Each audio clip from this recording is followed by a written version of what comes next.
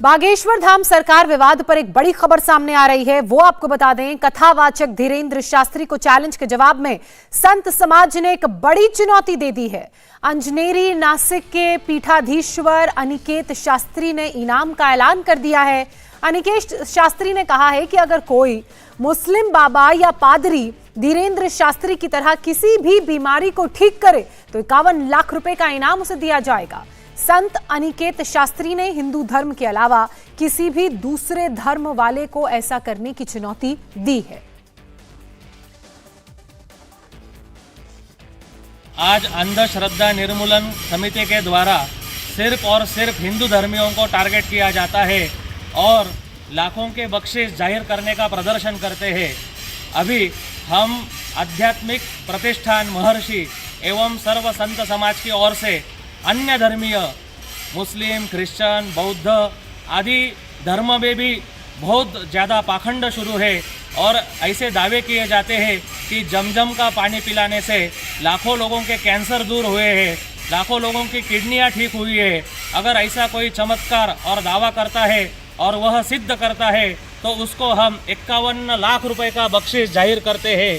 51 लाख रुपए का बख्शिश हम उसको जाहिर करते हैं कि कोई भी पादरी मौलाना यहाँ आके सिद्ध करे और 51 लाख रुपए लेके जाए। हर हर महादेव।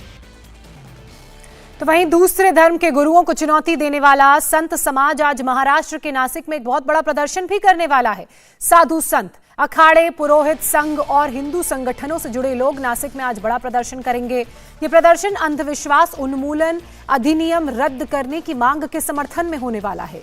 धीरेन्द्र शास्त्री के खिलाफ पुलिस में शिकायत हो चुकी है। अंधविश्वास उन्मूलन अधिनियम के तहत कार्रवाई की मांग की जा रही है और इस मांग के विरोध में ही आज संत समाज और हिंदू संगठन के जो लोग हैं वो सड़कों पर उतरने वाले हैं और उनके लिए क्या क्या किस तरह से यहाँ पर प्रदर्शन को लेकर तस्वीरें सामने आ रही हैं, उसकी पूरी अपडेट लेने के लिए रायपुर सीधे चलते हैं राजेश कुमार के पास।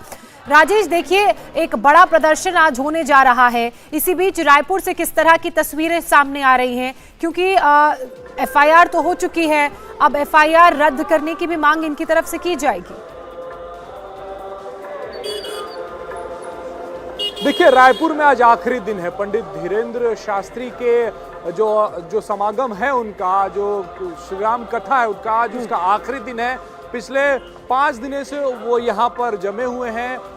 श्री राम कथा भी चल रही है और उनका दिव्य दरबार भी लगा। दिव्य दरबार में उन्होंने सारे सवालों के जवाब देने की कोशिश भी की। उन्होंने वो चमत्कार भी दिखाने की कोशिश की, अपने भक्तों के जरिए भी बताने की कोशिश की कि वो किस तरीके से बीमारियों को ठीक करते हैं, या फिर जो भी शख्स यहाँ पे पहुँचता है अपनी परेशानी लेकर उसकी परेशानी जान जाते हैं और उसका समाधान भी बताते हैं। ऐसे में पंडित धीरेन्द्र शास्त्री तो लगातार यही बात कह रहे हैं कि जो लोग भी उन पर सवाल उठा रहे हैं उसका माकूल जवाब वो दे रहे हैं, मुंहतोड़ जवाब दे रहे हैं। ऐसे में उनके खिलाफ और उनके समर्थन में लोग गोलबंद होना शुरू हुए हैं। रायपुर में भी हम देख रहे हैं कि भीड़ जो है उनके कथा में बढ़ती जा रही है। पहले दिन जो भीड़ थी और कल जो भीड़ थी उसमें बहुत ज़्यादा अंतर था। भीड़ काफ़ी तेज़ी से बढ़ रही है, तो इसका मतलब यही है कि लोगों का विश्वास जो है उनमें और बढ़ता हुआ नजर आ रहा है। लेकिन इन सब के बीच में विरोध भी उनका हो रहा है और लोग ये भी कह रहे हैं कि वो धर्म परिवर्तन करवा रहे हैं। तो धर्म परिवर्तन करवा रहे हैं तो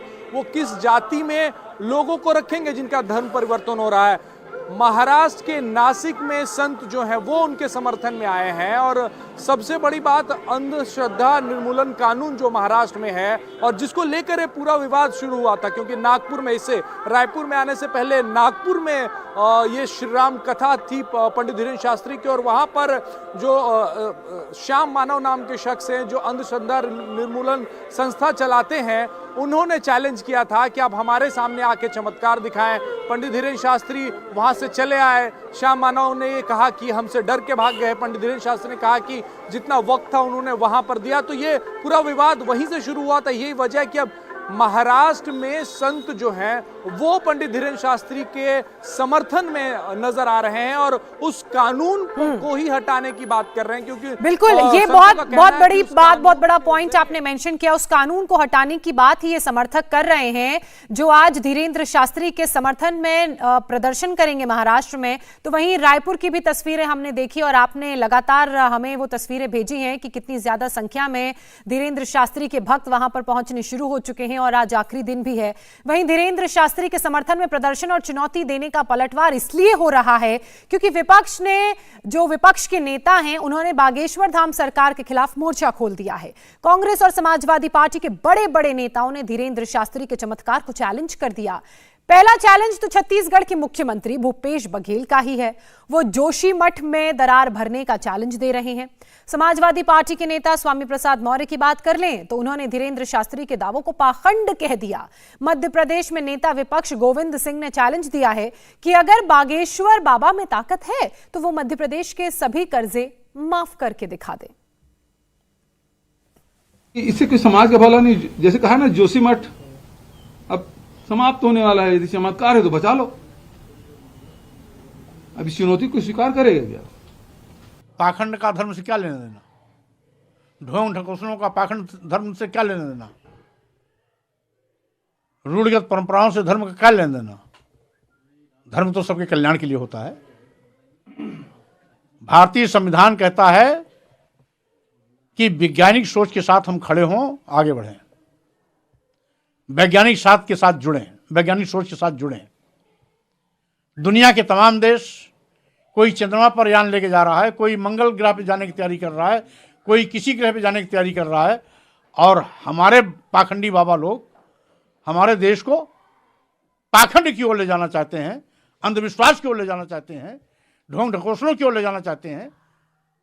ऐसे पाखंडी बाबाओं के खिलाफ सरकार को आगे आकर के कानूनी कार्रवाई करनी चाहिए। इंडिया टीवी हर वक्त हर जगह डाउनलोड करने के लिए सर्च करें India TV news Google play store या ऐप स्टोर पर।